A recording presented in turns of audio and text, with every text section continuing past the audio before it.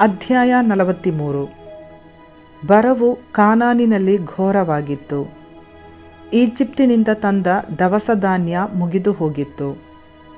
ಯಾಕೋಬನು ತನ್ನ ಪುತ್ರರಿಗೆ, ನೀವು ಪುನಃ ಹೋಗಿ ಸ್ವಲ್ಪ ಧಾನ್ಯವನ್ನು ಕೊಂಡುಕೊಂಡು ಬನ್ನಿ ಎಂದನು.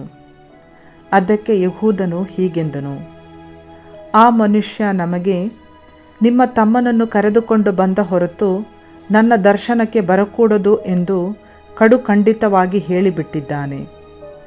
ನೀವು ನಮ್ಮ ತಮ್ಮನನ್ನು ಜೊತೆಯಲ್ಲಿ ಕಳಿಸಿದರೆ ಹೋಗಿ ಧಾನ್ಯವನ್ನು ಕೊಂಡುಕೊಂಡು ಬರುತ್ತೇವೆ. ಕಳಿಸಿಕೊಡದಿದ್ದರೆ ನಾವು ಹೋಗುವುದಿಲ್ಲ.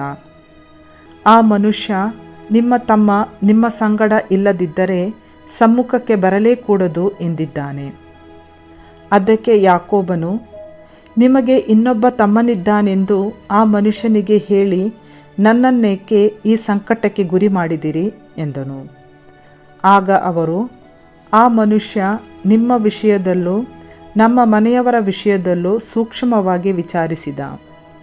ನಿಮ್ಮ ತಂದೆ ಇನ್ನೂ ಜೀವದಿಂದ ಇದ್ದಾನೋ, ನಿಮಗೆ ತಮ್ಮನಿದ್ದಾನೋ ಎಂದೆಲ್ಲ ಅವನೇ ಕೇಳಿದ. ಆ ಪ್ರಶ್ನೆಗಳಿಗೆ ನಾವು ತಕ್ಕ ಉತ್ತರ ಕೊಡಬೇಕಾಯಿತು. ಅಲ್ಲದೆ ಅವನು ನಿಮ್ಮ ತಮ್ಮನನ್ನು ಕರೆದುಕೊಂಡು ಬನ್ನಿ ಎಂದು ಕೇಳುತ್ತಾನೆಂದು ತಿಳಿಯಲು ನಮಗೆ ಹೇಗೆ ಸಾಧ್ಯವಿತ್ತು ಎಂದರು. ಆಗ ಯೆಹೂದನು ತನ್ನ ತಂದೆ ಯಾಕೋಬನಿಗೆ, ನೀವು, ನಾವು ಮತ್ತು ನಮ್ಮ ಮಕ್ಕಳು ಎಲ್ಲರೂ ಸಾಯದೆ ಉಳಿಯಬೇಕಾದರೆ ಆ ಹುಡುಗನನ್ನು ನನ್ನ ಜೊತೆ ಕಳಿಸಿಕೊಡಿ. ನಾವು ಇದೀಗಲೇ ಹೊರಡುತ್ತೇವೆ. ಅವನಿಗೆ ನಾನೇ ಹೊಣೆ. ಅವನ ವಿಷಯ ನನಗೆ ಬಿಡಿ. ನಾನು ಅವನನ್ನು ಮತ್ತೆ ಕರೆದುಕೊಂಡು ಬಂದು ನಿಮ್ಮ ಎದುರಿನಲ್ಲಿ ನಿಲ್ಲಿಸದೆ ಹೋದರೆ ಆ ದೋಷ ಸದಾಕಾಲ ನನ್ನ ಮೇಲೆ ಇರಲಿ. ನಾವು ತಡ ಮಾಡದೇ ಇದ್ದಿದ್ದರೆ ಇಷ್ಟರೊಳಗೆ 2 ಸಾರಿ ಹೋಗಿ ಬರುತ್ತಿದ್ದೆವು ಎಂದು ಹೇಳಿದನು. ಇಷ್ಟಾದ ಮೇಲೆ ಅವರ ತಂದೆ ಯಾಕೋಬನು, ನೀವು ಹೋಗಲೇಬೇಕಾದರೆ ಒಂದು ಕೆಲಸ ಮಾಡಿ. ಈ ನಾಡಿನಲ್ಲಿ ದೊರಕುವ ಶ್ರೇಷ್ಠವಾದ ವಸ್ತುಗಳಲ್ಲಿ ಕೆಲವನ್ನು ನಿಮ್ಮ ಚೀಲದಲ್ಲಿ ಹಾಕಿಕೊಂಡು ಹೋಗಿ ಆ ಮನುಷ್ಯನಿಗೆ ಕಾಣಿಕೆಯಾಗಿ ಕೊಡಿ. ಅದೂ ಅಲ್ಲದೆ 2ರಷ್ಟು ಹಣವನ್ನು ಕೈಯಲ್ಲಿ ತೆಗೆದುಕೊಂಡು ಹೋಗಿ ಅವರು ನಿಮ್ಮ ಚೀಲಗಳ ಬಾಯಲ್ಲಿ ಹಾಕಿ ಹಿಂದಕ್ಕೆ ಕಳಿಸಿದ ಹಣವನ್ನು ತೆಗೆದುಕೊಂಡು ಹೋಗಿ. ಬಹುಶಃ ಅವರಿಗೆ ತಿಳಿಯದೆ ಅದು ನಿಮ್ಮ ಕೈಗೆ ಬಂದಿರಬಹುದು. ನಿಮ್ಮ ತಮ್ಮನನ್ನು ಕರೆದುಕೊಂಡು ಮರಳಿ ಆ ಮನುಷ್ಯನ ಬಳಿಗೆ ಹೋಗಿ. ಅವನು ನಿಮ್ಮ ಮೇಲೆ ಕನಿಕರವಿಟ್ಟು ನಿಮ್ಮ ಅಣ್ಣನನ್ನು ಬೆನ್ಯಾಮೀನನನ್ನು ನಿಮ್ಮೊಂದಿಗೆ ಕಳಿಸಿಬಿಡುವಂತೆ ಸರ್ವವಲ್ಲಭರಾದ ದೇವರು ಅನುಗ್ರಹಿಸಲಿ. ನಾನಂತೂ ಮಕ್ಕಳನ್ನು ಕಳೆದುಕೊಂಡವನಾಗಬೇಕಾದರೆ ಹಾಗೆಯೇ ಆಗಲಿ ಎಂದನು. ಅವರು ಆ ಕಾಣಿಕೆ ವಸ್ತುಗಳನ್ನು ಸಿದ್ಧ ಮಾಡಿಕೊಂಡು 2ರಷ್ಟು ಹಣವನ್ನು ತೆಗೆದುಕೊಂಡು ಹಾಗೂ ಬೆನ್ಯಾಮೀನನನ್ನು ಜೊತೆಯಲ್ಲಿ ಕರೆದುಕೊಂಡು ಹೊರಟರು. ಈಜಿಪ್ಟನ್ನು ಸೇರಿ ಜೋಸೆಫನ ಸಮ್ಮುಖದಲ್ಲಿ ನಿಂತುಕೊಂಡರು. ಬೆನ್ಯಾಮೀನನು ಅವರ ಸಂಗಡ ಇರುವುದನ್ನು ಜೋಸೆಫನು ನೋಡಿದನು. ಕೂಡಲೇ ಗೃಹ ನಿರ್ವಾಹಕನನ್ನು ಕರೆದು, ಈ ಜನರು ನನ್ನ ಸಂಗಡ ಈ ಮಧ್ಯಾಹ್ನ ಊಟ ಮಾಡಬೇಕಾಗಿ ಇದೆ. ಇವರನ್ನು ಮನೆಯೊಳಗೆ ಕರೆದುಕೊಂಡು ಹೋಗು. ಮಾಂಸದ ಅಡುಗೆ ಮಾಡಿ ಎಲ್ಲವನ್ನೂ ಸಿದ್ಧಪಡಿಸು ಎಂದು ಅಪ್ಪಣೆ ಮಾಡಿದನು. ಅದೇ ಮೇರೆಗೆ ಗೃಹ ನಿರ್ವಾಹಕನು ಅವರನ್ನು ಜೋಸೆಫನ ಮನೆಗೆ ಕರೆದುಕೊಂಡು ಹೋದನು. ಅಲ್ಲಿಗೆ ಹೋಗುತ್ತಿದ್ದ ಅವರಿಗೆ ಭಯವಾಯಿತು.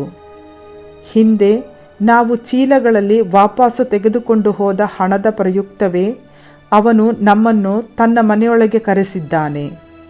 ದಿಢೀರನೆ ನಮ್ಮ ಮೇಲೆ ಬಿದ್ದು ನಮ್ಮನ್ನು ಗುಲಾಮರನ್ನಾಗಿಸಿಕೊಳ್ಳಬಹುದು, ನಮ್ಮ ಕತ್ತೆಗಳನ್ನು ಹಿಡಿದುಕೊಳ್ಳಬಹುದು ಎಂಬುದಾಗಿ ತಮ್ಮೊಳಗೆ ಮಾತನಾಡಿಕೊಂಡರು.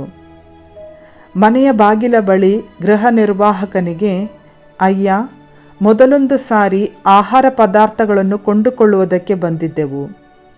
ನಾವು ಹೊರಟು ಹೋದ ನಂತರ ಚಾವಡಿಯೊಂದರಲ್ಲಿ ಇಳಿದುಕೊಂಡೆವು. ಅಲ್ಲಿ ನಮ್ಮ ಚೀಲಗಳನ್ನು ಬಿಚ್ಚಿ ನೋಡಿದಾಗ ಪ್ರತಿಯೊಬ್ಬನ ಹಣ ತೂಕ ಕಿಂಚಿಂತೂ ಕಡಿಮೆ ಇಲ್ಲದೆ ಅವನವನ ಚೀಲದಲ್ಲೇ ಇತ್ತು. ಅದನ್ನು ವಾಪಸ್ಸು ತಂದಿದ್ದೇವೆ.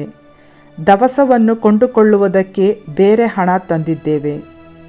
ಆ ಹಣವನ್ನು ನಮ್ಮ ಚೀಲಗಳಲ್ಲಿ ಯಾರು ಇಟ್ಟರೋ ತಿಳಿಯದು ಎಂದು ಹೇಳಿದರು. ಅದಕ್ಕೆ ಆ ಗೃಹ ನಿರ್ವಾಹಕ, ಸಮಾಧಾನದಿಂದಿರಿ, ಹೆದರಬೇಡಿ. ನಿಮ್ಮ ತಂದೆಗೂ ನಿಮಗೂ ದೇವರಾದವರು ನಿಮ್ಮ ಚೀಲಗಳಲ್ಲಿಯೇ ನಿಧಿ ನಿಕ್ಷೇಪ ದೊರಕುವಂತೆ ಅನುಗ್ರಹಿಸಿದ್ದಾರೆ. ನೀವು ಕೊಟ್ಟ ಹಣ ನನಗೆ ಮುಟ್ಟಿದೆ ಎಂದು ಹೇಳಿ ಸಿಮೆಯೋನನನ್ನು ಅವರ ಬಳಿಗೆ ಕರೆದುಕೊಂಡು ಬಂದನು. ಆಮೇಲೆ ಗೃಹ ನಿರ್ವಾಹಕನು ಅವರೆಲ್ಲರನ್ನೂ ಜೋಸೆಫನ ಮನೆಯೊಳಗೆ ಕರೆತಂದು ಕಾಲು ತೊಳೆದುಕೊಳ್ಳುವುದಕ್ಕೆ ನೀರನ್ನು ಕುಡಿಸಿದನು. ಅವರ ಕತ್ತೆಗಳಿಗೆ ಮೇವು ಹಾಕಿಸಿದನು. ತಾವು ಅಲ್ಲೇ ಊಟ ಮಾಡಬೇಕೆಂಬ ಸಂಗತಿ ಅವರಿಗೆ ತಿಳಿಯಿತು. ಆದ್ದರಿಂದ ತಾವು ತಂದಿದ್ದ ಕಾಣಿಕೆಯನ್ನು ಸಿದ್ಧವಾಗಿ ಇಟ್ಟುಕೊಂಡರು. ಜೋಸೆಫನು ಬರುವ ತನಕ ಮಧ್ಯಾಹ್ನದವರೆಗೆ ಕಾದುಕೊಂಡಿದ್ದರು. ಜೋಸೆಫನು ಮನೆಗೆ ಬಂದಾಗ ಅವರು ಅವನಿಗೆ ಕಾಣಿಕೆಯನ್ನು ತಂದುಕೊಟ್ಟು ಅವನ ಮುಂದೆ ನೆಲದವರೆಗೂ ಬಾಗಿ ನಮಸ್ಕರಿಸಿದರು. ಅವನು ಅವರ ಯೋಗಕ್ಷೇಮವನ್ನು ವಿಚಾರಿಸಿದನು. ಬಳಿಕ, ನೀವು ಹೇಳಿದ ಮುಪ್ಪು ವಯಸ್ಸಿನ ನಿಮ್ಮ ತಂದೆ ಕ್ಷೇಮವೋ, ಇನ್ನೂ ಬದುಕಿದ್ದಾನೋ ಎಂದು ಕೇಳಲು ಅವರು ಮತ್ತೆ ನೆಲದವರೆಗೆ ಬಾಗಿ ನಮಸ್ಕಾರ ಮಾಡಿ, ನಿಮ್ಮ ಸೇವಕರಾದ ನಮ್ಮ ತಂದೆ ಇಂದಿಗೂ ಕ್ಷೇಮದಿಂದ ಇದ್ದಾರೆ ಎಂದರು.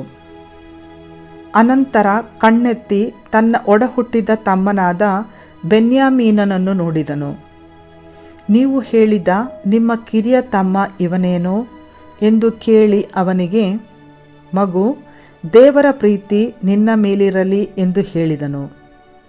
ಜೋಸೆಫನಿಗೆ ತಮ್ಮನನ್ನು ನೋಡಿದ ಮೇಲೆ ಕರುಳು ಕರಗಿತು. ಕಣ್ಣೀರನ್ನು ತಡೆಯಲಾಗದೆ ಒಳ ಅರಮನೆಗೆ ತ್ವರೆಯಾಗಿ ಹೋಗಿ ಅಲ್ಲಿ ಅತ್ತನು. ಆಮೇಲೆ ಮುಖವನ್ನು ತೊಳೆದುಕೊಂಡು ಹೊರಗೆ ಬಂದು ಮನಸ್ಸನ್ನು ಬಿಗಿ ಹಿಡಿದು ಊಟಕ್ಕೆ ಬಡಿಸಿರಿ ಎಂದು ಅಪ್ಪಣೆ ಕೊಟ್ಟನು. ಪರಿಚಾರಕರು ಅವನಿಗೆ ಬೇರೆ, ಅವನ ಅಣ್ಣ ತಮ್ಮಂದಿರಿಗೇ ಬೇರೆ, ಅವನ ಸಂಗಡವಿದ್ದ ಈಜಿಪ್ಟಿನವರಿಗೇ ಬೇರೆ, ಹೀಗೆ ಬೇರೆ ಬೇರೆಯಾಗಿ ಊಟ ಬಡಿಸಿದರು. ಈಜಿಪ್ಟಿನವರು ಹಿಬ್ರಿಯರ ಸಹಪಂಕ್ತಿಯಲ್ಲಿ ಊಟ ಮಾಡುವುದಿಲ್ಲ, ಅದು ಅವರಿಗೆ ಅಸಹ್ಯ.